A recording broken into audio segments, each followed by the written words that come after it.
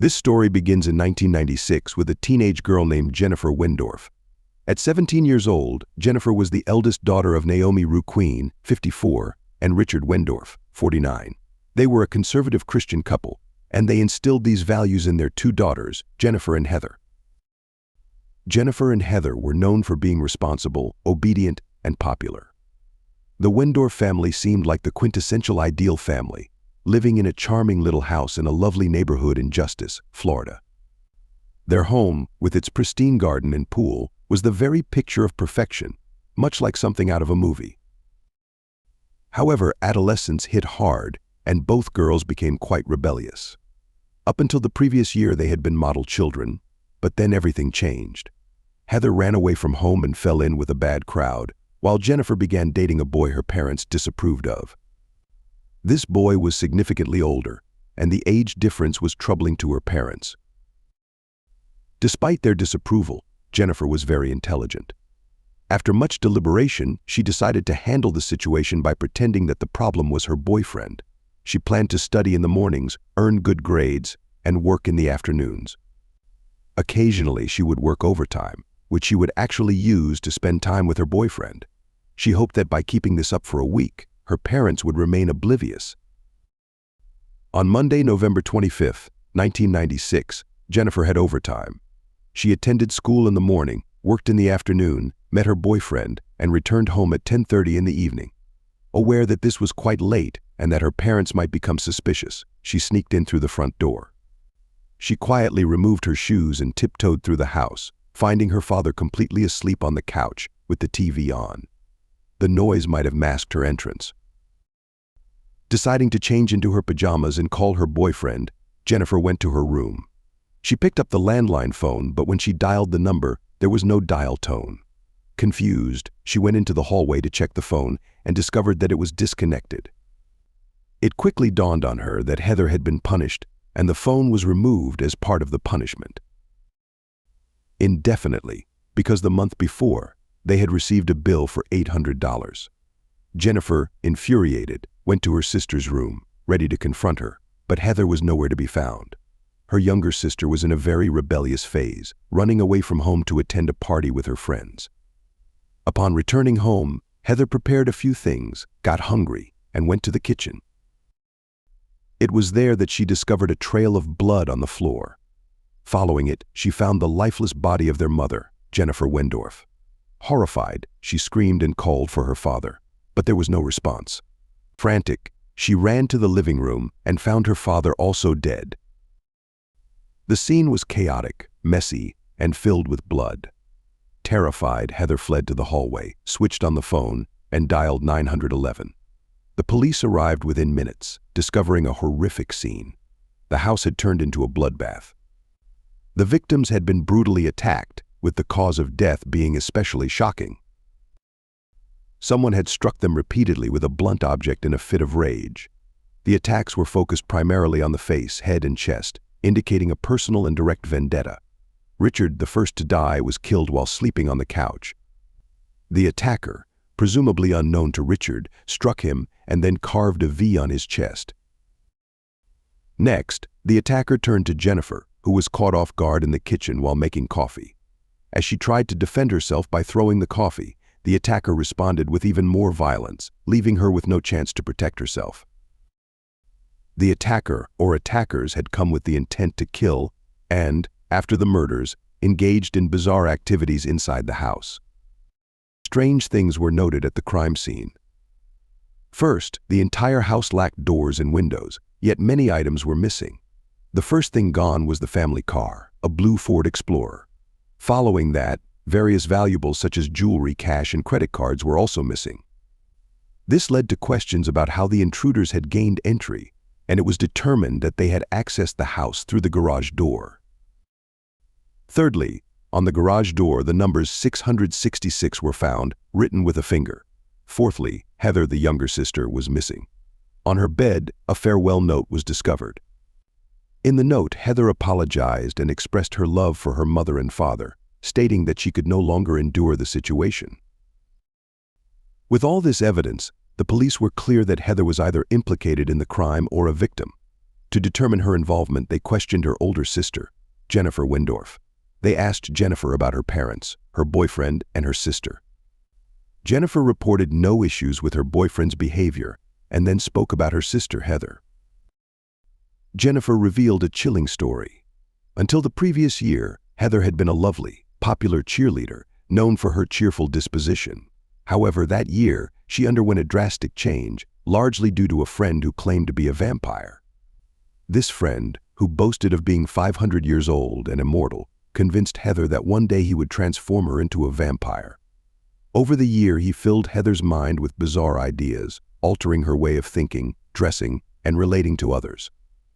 Jennifer was convinced that this friend was somehow connected to Heather's disappearance. Where today's mysterious case begins, Roderick Justin Ferrell was born on March 28, 1980, in Murray, Kentucky, as the child of a teenage couple, Sandra Gibson and Rick Ferrell. The young couple had met in high school and, according to witnesses, were the quintessential intense high school sweethearts, always together and pledging eternal love. Their relationship, however, proved too intense, and Sandra became pregnant overnight. Rick, unprepared for fatherhood, was reluctant, but Sandra was determined to move forward. She gave birth to their son, and 2 weeks later, they were married.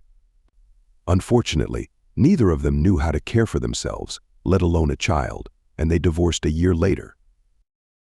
Rick vanished, joining the army and being stationed far from Murray.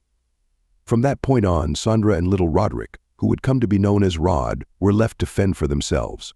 At just 18, Sandra had no job, no home, and no clear direction for her life. She was forced to move back in with her parents, a decision she would regret deeply. Sandra and Rod lived with her parents, and Sandra took on various low-paying jobs as a waitress, cashier, and stocker. Eventually, she became an exotic dancer, a job that required long hours and significant dedication. During this time, Rod was cared for by his grandparents, who were not ideal role models. Although Sandra hoped her parents had changed since their younger years, it was a misguided hope. Unfortunately, the same patterns of neglect and poor example were repeated in Rod's life. This man organized a fishing trip with several friends and brought the child along with the entire group. They arrived at their destination, began fishing, and at night, all of them together. They abused the boy when they returned home. Rod told his mother everything. She confronted the man, and mother and son packed their bags and left the house, moving far away. Although the woman's response was decisive, I must say that, as a mother, she left much to be desired. She claimed to be a good mother, loving and responsible, but in reality she fell short. She treated Rod more like a peer than a son. She pretended to be an open-minded, modern mother, very close to her son, and tried so hard to be cool that she neglected the most important aspects of parenting: protection and nurture. When Rod became a teenager, Sandra was not an authoritative figure. She could not confide in him about her fears, desires, and worries, knowing full well that he would neither understand nor listen. She saw Rod as a lost and unstable individual who didn't know what to do with his life and therefore wouldn't know how to offer him guidance. She observed him acting like a typical teenager, listening to heavy metal and decorating their home with a dark Victorian vampire theme. It seemed that Sandra was fascinated by vampirism, not so much by the stories or myths, but by the concept itself. She was obsessed with the idea of vampires, particularly with the notion of becoming one.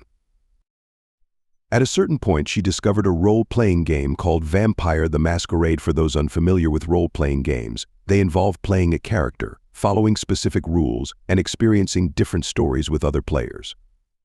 In this game, mother and son portrayed vampires, complete with abilities and missions, and lived out a different reality as these mythical beings. In their real lives, however, they were nothing like that. They felt mediocre, alone, and abandoned. They longed with all their might to become those characters. Sandra began to behave and dress as if she were Elvira, while Rod, for his part, created a more complex character named Bisago. Supposedly 500 years old and immortal, Bisago was Rod's alter ego. Rod started dressing in black, growing and dyeing his hair, and transforming his room into a dark sanctuary. He adorned his room with dark sheets, group posters, and esoteric books, including the Satanic Bible. The room was filled with inverted crosses. Both mother and son became obsessed with the Vampire Chronicles saga. Rod convinced himself that he was a vampire, though he had not undergone the transition. He felt the vampire essence flowing through his veins but lacked the immortality he craved, as no one had offered him their blood. This is where Rod's first best friend, Stephen Murphy, better known as Jaden, came into the picture. Rod was drawn to Jaden at school due to his similar appearance and attitude. Jaden also dressed in black and was indifferent to others' opinions. He preferred solitude. One day, Rod approached Jaden and introduced himself. According to Stephen, Rod seemed older than his years, both in his speech and demeanor. He appeared very intelligent. What united them was their shared desire to be vampires. They spent hours discussing their vampire fantasies, sharing rituals, beliefs, and thoughts. They felt so connected that they considered themselves practically family. They perceived themselves as a different race from humanity, almost as if they were a more advanced form in the evolutionary chain. People dream of the abilities they possessed, like reading minds, which they could actually do. Stephen felt so bonded with Rod that he decided to become his vampiric father. At that time, Rod led a kind of vampire clan, which included his brother, his cousin, and his girlfriend. They all believed they were immortal vampires with special powers. One night, they decided to initiate Rod into their clan.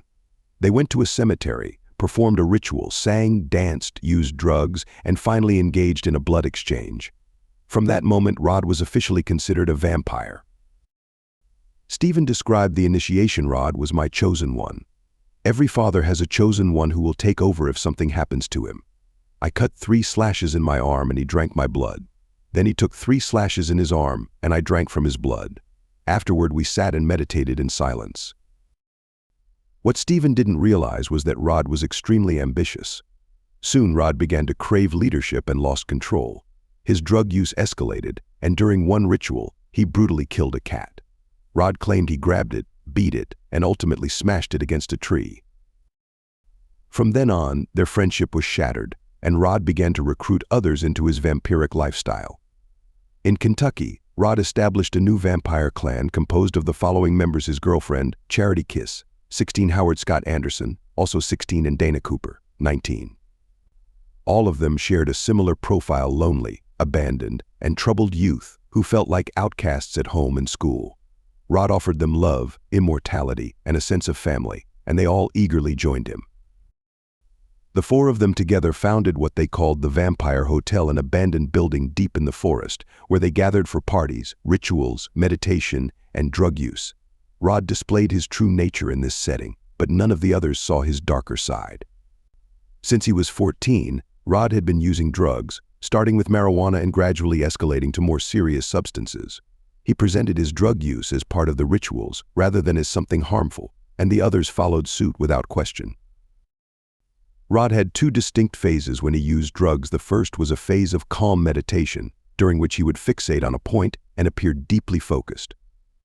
The second phase was marked by intense anger. When he came out of the trance, he would become violently destructive, smashing furniture and assaulting people. His followers believed he was possessed by demons and that his body was a conduit for dark forces. As time went on, more marginalized youths with no friends or family joined Rod's group, following him blindly. One day, they all sneaked into an animal shelter, and during a ritual, began killing dogs, cats, and rabbits. Neighbors suspected these boys were responsible, but without proof or surveillance cameras at the shelter, no action could be taken. As weeks and months passed, Rod continued to get into more trouble and eventually was expelled from school. So his mother sent him to another school located in Justice, Florida, where the boy created quite a stir. He was a peculiar individual who dressed in black, had long flowing hair, and talked incessantly about immortality, darkness, and vampires. Despite his sinister demeanor, he quickly attracted attention and soon found a new girlfriend named Janine. It's worth noting that he was still involved with Charity while dating Janine. Rod spent a lot of time with Janine, but she had a best friend named Heather Wendorf. When Rod first met Heather, she was not like everyone else. She appeared older than her years, was articulate, and had an air of intelligence and charm. She had a knack for telling lies convincingly, as if they were the truth. Heather was known for her love of light colors, cheerleading, and being the quintessential mommy and daddy's little girl. However, her behavior changed dramatically overnight.